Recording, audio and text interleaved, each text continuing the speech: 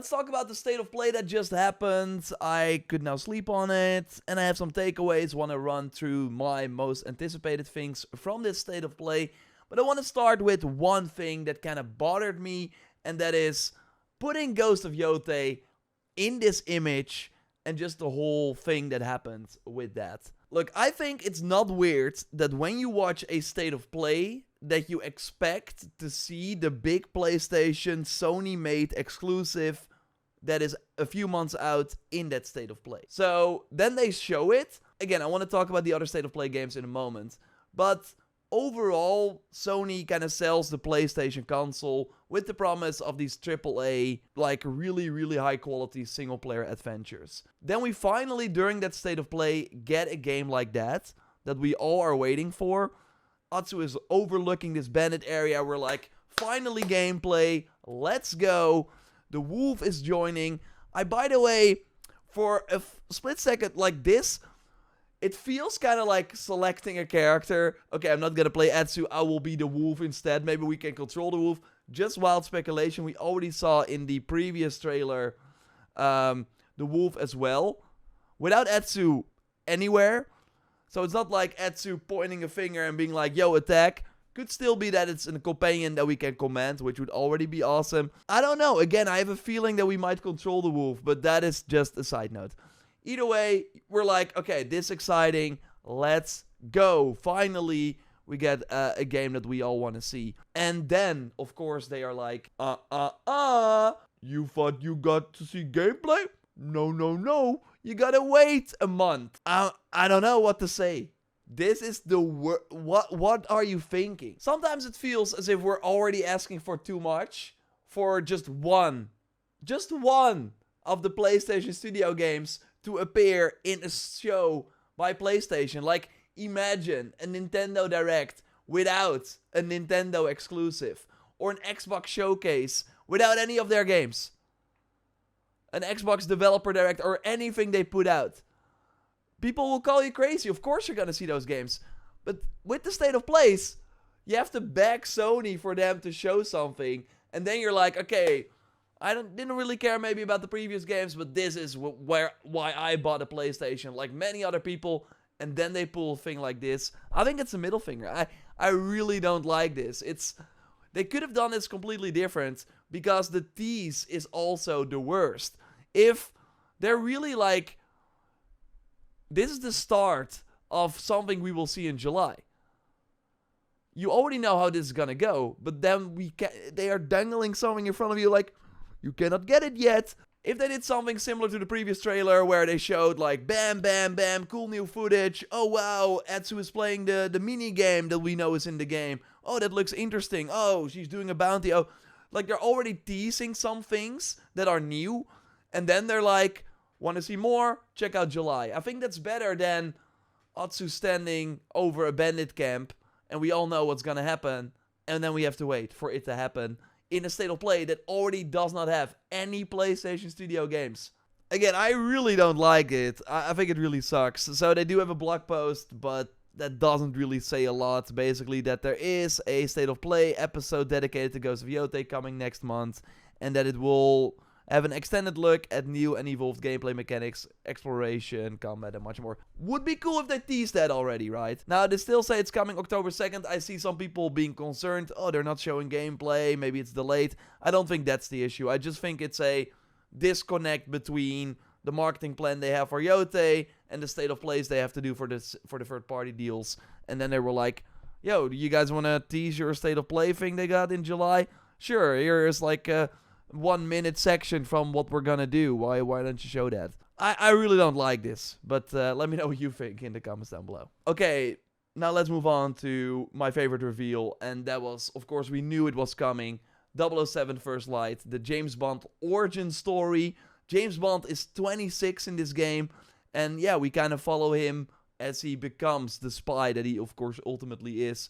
And of course we see, going to the lab, testing all the gadgets and stuff. Look, I think it's the Hitman makers. I think this is such a cool step for them to go for a more cinematic adventure. We don't really have Uncharted anymore.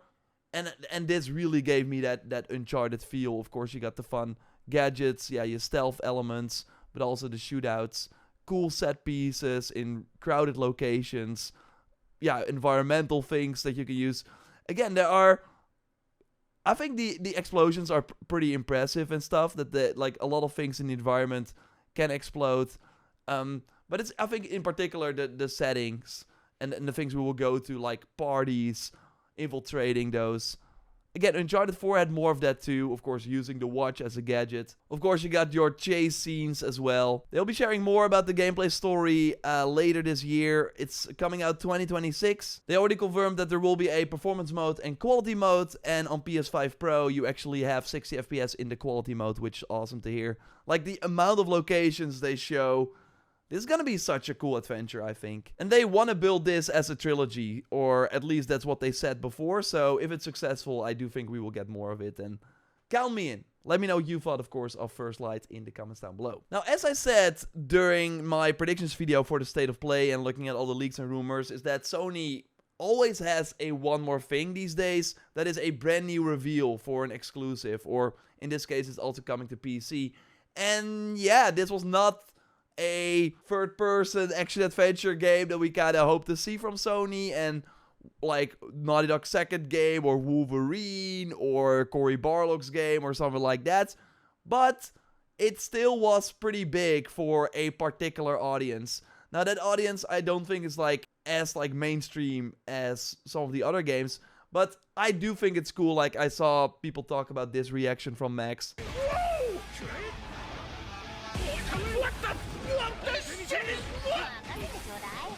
I love reactions like this. So, like, that's of course the thing with these State of Plays. It's not for everyone, but it is still a really good showcase, or a really good end game for a ton of other people. So, I just wanted to say, Arc System Works, of course, very, very well known with Guilty Gear, and they did the Dragon Ball Z game as well. So having them now work on a Marvel fighting game, with Marvel vs. Capcom, of course, being big in that scene, it's huge. It's a huge announcement, but not for everyone. So I do think it was a solid, like, one more thing reveal for sure. And I want to go over a couple more games that stood out to me, but I thought this overall selection of games, like, it's not even Tokyo Game Show, but it's like more than 60% was Japanese. So, Astrobot, from a Japanese studio. Bloodstained, Japanese. Digimon, obviously Japanese. This also Japanese, Nothing wrong with that, but I do think that it's kind of interesting that they went with a lot of these Japanese games in this State of Play, with even games that are coming out way later, so they could also be in the next State of Play. Of course, this is also Japanese. Japanese.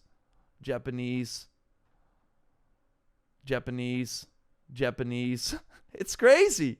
Japanese. And there are more like Silent Hill, of course, as well. Like, nothing against the Japanese games. I love Japanese games. I just find it interesting that the whole State of Play was basically, and that's also people talk about it, the state of Japanese development instead. Now, I want to talk about this game. I thought this looked very, very interesting. So yes, it's basically an exploration pirate game that you can play alone or with other people. And yeah, the art style immediately jumps out. They've been working on it for 6 years already. And yeah, it's an action RPG. I think it just looks very, very awesome, because this trailer just keeps on getting crazier. So the purpose is that we want to reach a long-rumored, deeply cursed sea of remnants, a place set to hold endless riches and renown. I don't know why there's like a casino in this game. But yeah, we can choose to sail solo, where a dynamic weather system ensures no two voyages feel the same.